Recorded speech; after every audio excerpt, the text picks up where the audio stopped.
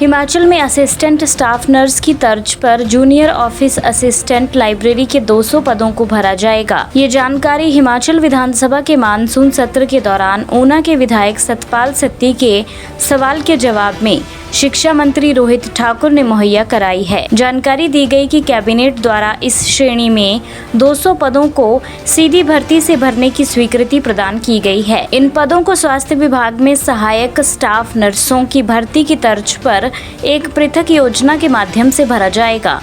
वर्तमान में इसके लिए नीति तैयार की जा रही है, जिसके पश्चात उक्त पदों को भर दिया जाएगा। बता दें कि हिमाचल प्रदेश के विभिन्न स्वास्थ्य संस्थानों में बेहतर स्वास्थ्य सेवाएं प्रदान करने के लिए सरकार द्वारा चिकित्सा शिक्षा एवं अनुसंधान विभाग अधिसूचित पॉलिसी 6 नवंबर 2025 के अंतर्गत असिस्टेंट स्टाफ नर्स की सेवाओं को लिया जा रहा है।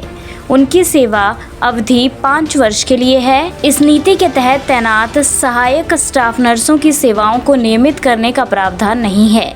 हालांकि जरूरत के अनुसार और सार्वजनिक हित को ध्यान में रखते हुए इनकी सेवा अवधि को भविष्य में बढ़ाने के बारे में सरकार विचार कर सकती है। ये भी जानकारी दी गई है कि सरकार द्वारा कनिष्ठ कार्यालय सहायक पुस्तकालय के 100 पदों को सीधी भर्ती के माध्यम से भरने के लिए अनुमति प्रदान की गई है, जिनमें से हिमाचल प्रदेश राज्य चयन आयोग हमीरपुर को भेजे गए 78 पदों में से आयोग द्वारा 6 जुलाई 2026 को घोषित परिणाम के आधार पर प्राप्त 77 उम्मीदवारों की सिफारिश सूची में से 71 उम्मीदवारों के नियुक्ति आदेश 3 अगस्त 2026 को जारी कर दिए गए हैं, जबकि उच्च योग्यता से जुड़ी अदालत में विचाराधीन याचिका के कारण उच्च न्यायालय के आदेशानुसार 6 उम्मीदवारों के आदेश रोके गए हैं।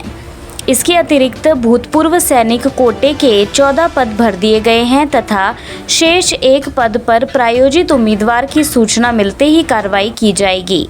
खेल कोटे के सभी 3 पद भर दिए गए हैं और दिव्यांग कोटे के 4 पदों को चिन्हित करने की प्रक्रिया सरकार के समक्ष विचाराधीन है, जिसके पूर्ण होते ही उन्हें भी भर दिया जाएगा। जानकारी दी गई कि पदों को भरना एक सतत प्रक्रिया है। पदों की रिक्ति, प्रशासनिक आवश्यकताओं तथा बजटीय स्वीकृति के आधार पर 50% बैच वाइज पदों को भरने के संबंध में भविष्य में नियमानुसार विचार किया जाएगा। हिमाचल से जुड़ी हर बड़ी अपडेट के लिए बने रहिए EWN24 news choice of Himachal के साथ।